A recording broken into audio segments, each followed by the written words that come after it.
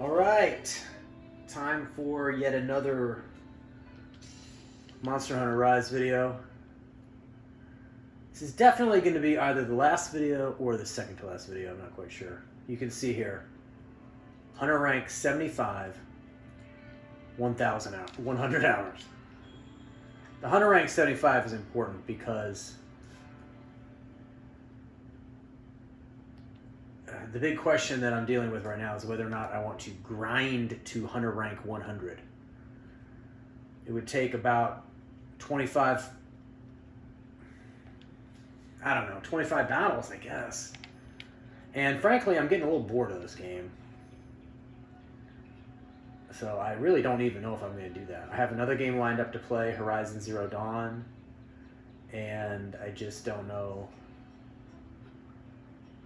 I usually only play one game at a time, so like at some point I'll just decide that I'm done with this and then I'll start playing Horizon Zero Dawn rather than sort of play them both.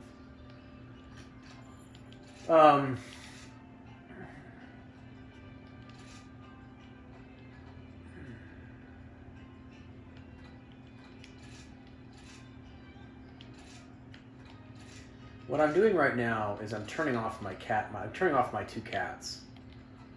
So for the first time in the whole game, I'm just a lone warrior. And I'm going to the training area. And I wanted to make this video to talk about the training area and about combat in this game. Now, one way in which this game is different from Dark Souls is that when you're in the town, you can't use your weapon. You can't kill NPCs. You can't even swing it. It's in the what they call the sheathed mode. And when it's in the sheath mode, the buttons you press do different things, and there's nothing you can do. And so when you're in the town, you can't use your weapon. But there is this training mode place, which is right here, where there's this giant thing called the Toadversary. And you can fight this giant wooden toad. He never fights back, but he just takes damage. And it's an opportunity to like test out your weapons and also to test out like combos, and it actually will give you live information about damage. So like if I just hit him, see, it tells me that took 48 damage, so that's kind of helpful to know. But so, you know, when I was first playing this game, and it was really overwhelming, and there was 14 different weapons at the start of this game. They give you a choice of 14 weapons. And let me just talk quickly about the way weapons work in this game. Basically, there are 14 so-called, you know, Monster Hunter weapons, and these things are like iconic. They go back to many games. For many games, they've been using the same 14 classes of weapons. So like hammer's one, long sword, great sword, bow. There's like a few others. And when the game starts, you pick the one you want, and you can sort of upgrade it over time, and upgrades come in two different ways. I mean, you can make things more powerful, of course, like greater damage, but also you can branch out on these upgrade trees to get weapons that sort of specialize in certain things. So some will be elemental weapons, some will have like great raw damage, but poor critical hit rates. Mine is the opposite of that. It has not the greatest raw damage, but it has the highest possible critical hit rate. That sort of thing, you know. And the weapons all look different too, so you can pick the one that you think is the coolest looking. And I even think this game has some version of this, just like with the armor, you can make your weapon look like a different weapon. So you can enjoy the stats and abilities of one weapon while enjoying the look of another one. But I don't know how to do that, but I'm content with the one I have now, both stats and abilities and the look. I had said on an earlier video that I was going to end up getting a different weapon before my experience with this was all over, and I've actually changed my mind about that. I think I like the build I have, and I'm just going to stick with it until I decide I'm done, which I think is going to be pretty soon. But let's talk about the combat. So, you know, complicated combat is not something that I thought I was or would ever be good at, and I'm not really good at it now. But I did get sort of used to it. And it's different from Dark Souls. As far as I know, Dark Souls just has light attack, strong attack. That's it. Oh, and charge attack. Does Dark Souls even have combos? I'm not even sure. I think Bloodborne had some combos if you mix in the transformations and all that. But like, I think Dark Souls is just mash. It's either mash R1 or mash R2, right? I mean, I don't even think the skill is in the dodging and the ducking and the evasion and all that. But I think when it comes time to attack, it's pretty straightforward. This game is a lot more complicated. So basically, and we'll just go through it. Basically, so I got my weapon out here, and there are 3 different types of attacks, okay? There's like this attack, overhead. That took 36. That was the A button. Then there's the X button. That was stronger but slower. And then there's the R button, R2. And that was slower and also different. That was more of like a sideways shot. Now, each one of those buttons does something different if you use it a lot. So like X will do a combo. If you press X 3 times, you go attack, attack, golf swing. That last swing is called the golf swing. That's X 3 times. Boom, boom. Wait, hold on. Boom, boom, boom. So you got to do it 3 times in a row. And it's that third one that you want, because the third one is the strongest and it hits the highest. So it'll hit the monster's head and it has the broadest range. So even if you whiff on the first 2, the golf swing might still hit the monster. Then there's the A combination. So that was X. Then there's the A combination, which looks like this. Boom. What happened? Keep doing it. Boom, boom, boom. And then it finishes up with this like wild smash. So just like X, it's like a combo that starts off small, but by the 3rd or 4th hit, it's much more powerful. So let's do that A one again and see how high it gets up to as a combo. 1006 total damage as a combo. And then if we can make him reset that, let's see what X does. 362 as a total combo. So you can see A is better as a combo to mash A, but it takes a lot longer to fully execute. And it's really backloaded, like all the good damage is at the back end of that combo. X is shorter and takes less. Then there's R, which is the charge. So if you R2. So if you hold down R2, the guy goes like this and he charges up. And there's 3 levels of charge. And if you let go of the R button at each level, he'll do something different. And he does something different depending on whether you're moving or not. So like one of the reasons why I like the hammer was that there's a classic move you can do. If you charge to the maximum and you're running and you let go, you'll do this. Which in Final Fantasy or in Dark Souls, that's known as spin to win. And that's one of the things that really attracted me to the hammer, was being able to do spin to win. But if you let go of it before the full charge, you'll just do a regular type of hit.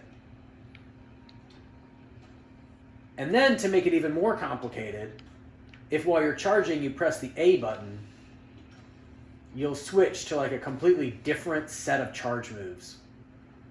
So in this set of charge moves, the last charge gives you that big smash rather than spin to win. More of just like a single strong hit. Whereas if we do spin to win, it'll look like this. Spin to win's actually pretty weak. So it's not as good as it looks, but it's very easy to connect when you're doing spin to win. So, not only can you mash A, or mash X, or hold down R2 to do charge moves, but you can do them in combination. So you could do like, you could hold down R2, run up, get a hit, and then start mashing X. Or you can even do like hold down, run up, hit,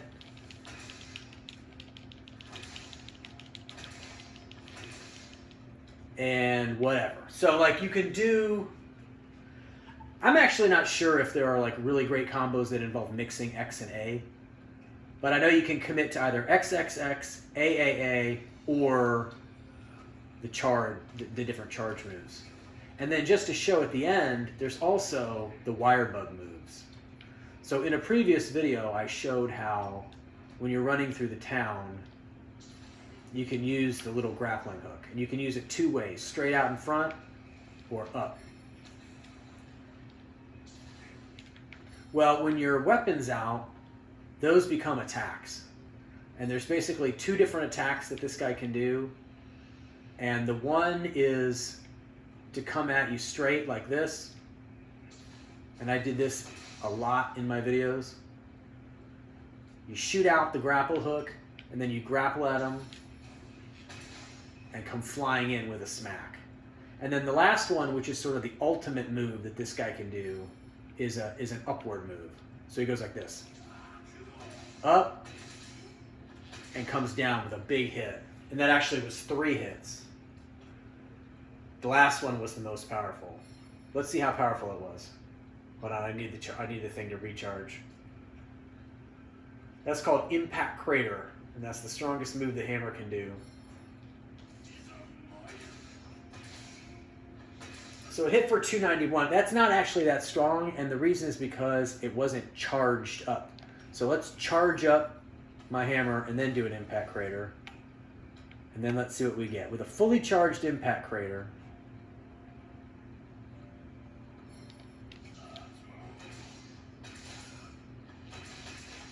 we got 771.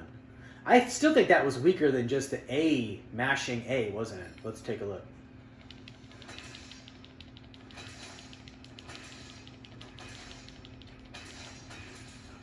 Yeah, 915. So mashing A is actually the strongest thing in this game. But, again, you know, mashing A... So I'm doing this on the Toadversary, and the Toadversary just sits there. But the monsters usually move, and that's what's so difficult about pulling off these combos, is that very rarely is the monster just going to sit there and let you do all of these hits. You know, you might get in 1 or 2, but that was a lot of hits, and that took a good amount of time, and the monster is not usually just going to sit there and let you do that to him. He's either going to move, which is going to reset your combo back to nothing, or he's going to hit you and give you damage, and that'll reset your combo, and there's no like hyper armoring through that kind of stuff. So if you want to get a full combo like this and really lay in the hurt, you really have to do it when the monster's like stunned and down on the ground. And even then it's hard because you have to be able to run and get into position really fast, because he'll only stay on the ground for a few seconds. So you got to get in position really fast and then start beating him. When he's running around and he's fully powered, usually you can't do a combo like that, so I try to just, you know, fly in with these kind of charged attacks and then fly, and then usually I'll have to run and try to do it again. But so that's all the stuff you can do with the hammer, and there's probably even more stuff that I don't even know, and it took me literally 100 hours to understand all of that stuff. But the neat thing about this game is that you don't actually have to know any of that. I mean, when I was first playing the game, the only thing I knew was X. So I would just run up and do this. Boom, boom, boom. And then if he would move on, I would just find him and just do it again. Boom, boom, boom. And then eventually I learned about spin to win, and then I just started doing that. And I just basically fought entire battles doing nothing but XXX and spin to win. And then as the game progressed and I felt more comfortable, I sort of slowly expanded to these type of moves, and eventually towards the end I was able to combine charge with these grapple hook moves to get some of the best moves that he can do, including this supposedly best move. Wait, hold on a second. Here we go. Supposedly the best move right here. Let's see it. 771. Still not better than A mashing A anyway. Anyway, so this is a pretty cool area, and you can come here and you can switch your weapon out, and you can try different things. I don't actually have all the weapons anymore. I sold them, but in the beginning of the game, you start with a starter version of every single weapon, so you have plenty of opportunity to try everything out. The only thing I would say, the last thing I would say that's kind of disappointing to me is that I actually think I only like the hammer. I mean, I tried all the other weapons just briefly, and I just didn't like any of them. I think I talked about this on a previous video too, but I've been trained like in the Dark Souls way, and so I like a weapon that feels really substantive. Like I want you to be able to feel it when it hits. I want it to feel heavy. I want it to feel powerful, and I prefer if it slams into the ground. The hammer is the only weapon in this game that does that. This game does have a greatsword, but it doesn't do that. It's more like the Dark Souls greatsword that kind of never touches... I'm sorry, the Bloodborne greatsword that never touches the ground. I want things more like the Kirk hammer, you know? Big and heavy, massive, loud, and makes a loud clang. And the hammer, as far as I know, is the only weapon that they had that did that. So I adopted the hammer as my weapon, even though it hasn't exactly been easy to use. I talked in the last video about how the hammer's job is really to hit the guy in the head, and that's not been very easy. But I'm glad. I like it. I think it looks cool. I see other guys out there with other stuff, and I think I don't really care to be that. It's interesting, for a lot of people, this game is basically a third-person shooter because it has a whole weapon system that's based on shooting, and that's what these targets over here are for. And a lot of people just shoot the monsters to death. And that's just a completely different style of play that has a whole different set of everything when it comes to defense, offense, equipment. Because it does have limited ammo, and so like ammo maintenance, I think, is a big part of that. But I just like it simple. Big weapon, hit him in the head. That's worked for me. And it's been a lot of fun doing that. I've had fun. But, again, not unlimited fun. I think I'm getting bored. I think I'm ready to move on. And I'm really not interested in learning any of the other weapons or doing anything new. I do think I'm sold on Monster Hunter as a series. If they come out with a new one, I will play it. I'm debating whether or not I want to play Monster Hunter World, which is the 4-year-old PS4 Monster Hunter. The only reason why I might not play it is because my understanding is that the Monster Hunter World... This is the first Monster Hunter to have the wire bugs, to have the grapple hook. And the grapple hook has become such a part of my repertoire, you know, especially this grapple attack. I feel like I would really hate not having it. Like if I had to just chase the guy around and run up to him and just hit him like this, if I couldn't grapple in, I think I would find that annoying. So maybe instead of playing Monster Hunter World, I'll just wait until there's a new Monster Hunter. It seems like Capcom is a little bit better about putting out new Monster Hunters than FromSoft is. And maybe to some extent because they're not huge updates on each other. You know, I think the fact that Monster Hunter doesn't really have a plot and the level design isn't quite as intricate as like the FromSoft is, I think it maybe makes it easier for them to make new games at a faster rate. But anyway, I think I am sold on Monster Hunters as a series. I'm not going to go back, probably, but I will go forward. Whatever the next game is, I'll play. Am I going to finish out this game? I really don't know. 25 more levels. That's a lot. If I do, I guess I'll make another video, but this might end up being the last video. We'll have to see. I don't know. One last thing I'll say. Oh, you know, I did fight a couple single-player battles at the end of this game, and I had this strange experience of finding the single-player battles to be actually a little bit more fun than the multiplayer battles, and it actually had to do with aggro. I actually realized that I kind of like being the enemy's focal point, because then he's always looking at me. Remember, my job is to hit him in the head. So if he's looking at me and coming at me, he is helping me to shorten the distance between my hammer and his head. But if he's constantly looking at my partners and chasing them all over the screen, then he's constantly making it harder and harder for me to do what I'm supposed to do. And all I'm doing is chasing him around all over the place like an idiot, you know, trying to catch up to his head before he moves and missing, and he moves along, and it's just like, sometimes it feels like I'm useless out there because all I'm doing is just chasing his tail around basically and getting in a couple of weak hits. Whereas in single player, I have more opportunity to really play the role I think that the hammer is supposed to play. I think in multiplayer, probably the best role is one of these shooters. I could stand there with a gun and just shoot his ass while he paid attention to everybody else. That'd be fine with me. But it's tough. It's tough in multiplayer with the hammer. So I was actually having some frustration with the multiplayer battles, even though usually those have been the most fun for me. So I don't know what to make of that. But anyway, all right, that's it. Monster Hunter Rise, 100 hours, great game. Will I play more? I don't know. Will there be another video? I don't know. But one way or another, there will be more Monster Hunter, I think, in my life. All right, that's it.